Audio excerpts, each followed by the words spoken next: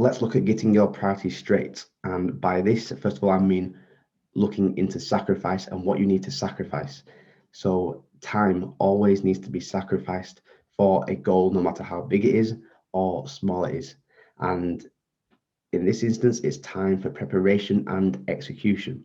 So, for example, preparing daily meals, preparing a shopping list, and then executing those meals or executing a workout or executing a walk. Attention, what/who can you give less attention to?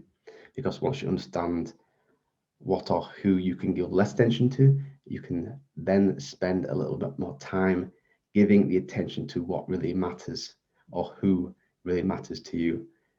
That's when you can free up time by cutting out who you give attention to or what you give attention to. Balance your day-to-day life will be tweaked. It's your day-to-day life is not going to look the same. Of course, if you are thinking ahead about meals, about workouts, about walking, then it's not every day will look the same for you. Things will change, so you've got to sacrifice that balance that you're probably accustomed to. What you don't need to sacrifice, people. Those that are important to you will be your backbone. Family, close friends. Don't sacrifice them because they will hold you accountable, hopefully as much as you do and hopefully as much as I do as well.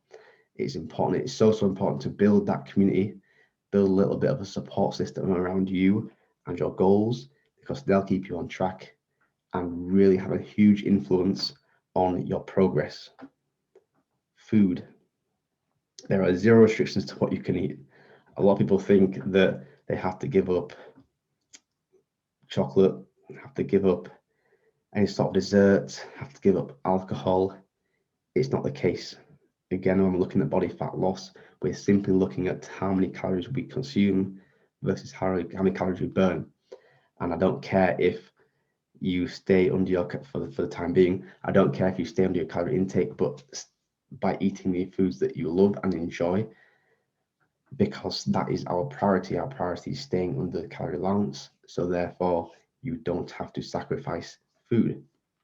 Your lifestyle will not change no matter how much you want it to. There are certain things that won't change hardly, such as your job, such as your family and friends, where you live. So you can't really change it. It doesn't need to change. We have to work around these things. Your main priorities. First of all, we want to look at your mindset and having the mental capacity to withstand setbacks and understand that they are part of the process. This is not going to be plain sailing. It's not going to be a smooth road. Things will go wrong. Understand that, acknowledge that. And no matter how big or small these bumps in the road are, get back on track. Get back on track and start to make progress again. But it's so vital that you have that ability to recognize that things aren't going to be always go your way. It doesn't matter. We're not looking to be perfect. We're looking for this to be sustainable. Diet. And that's the next thing we want to look at. This is what will simply make or break your physical progress. Fighting against a poor diet is like trying to swim upstream.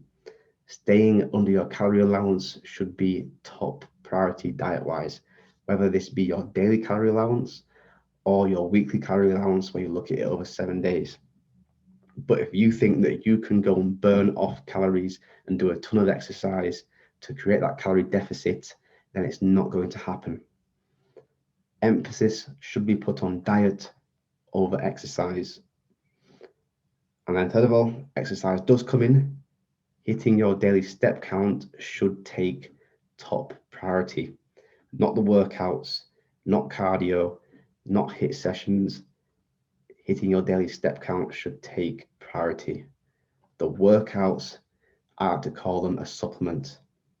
So make sure you're moving every day, that you are not just sat down at a desk working all day. Find those loopholes, find the time to get up, move, and progress towards that daily step count goal. Workouts are a supplement. Yes, we need that resistance training and the weight training to increase our muscle mass and RMR, but it should be your daily step count that takes priority. let's have a look at what happens to you when you prioritize. So as you can see, your focus increases rapidly as you have less to worry about. So imagine that I had 10 problems and I said to myself, okay, I can eliminate number 9, eliminate number 4, number 3, 6, 5, and I have 5 problems that I need to worry about. I'm focused on those 5 now. Okay, so I have less to worry about. I find more time, so I can spend less attention on some things and more attention on others. My focus will increase. And as your focus increases, what happens is your progress will too. You'll hit a tipping point eventually where everything clicks and both your focus and progress meet at the same level. So the first thing you want to look at is being laser-like, focusing up and being detailed on what you need to do and your priorities, right? Which is mindset, diet, exercise in that order. Once you have that tunnel vision, your progress will eventually catch up to your focus and you will see results so much quicker than if you were to not prioritize and have millions of things to worry about. Worry about the things that matter in this process. So that was getting your priorities straight. Understand that you shouldn't be having to worry about so many different things. As soon as you prioritize what matters, then you'll find more time, you'll find more attention, your focus will increase, and so will your progress. If you start worrying about a million different things, then your attention is split. You start you start going in different directions. That's not what we want to do.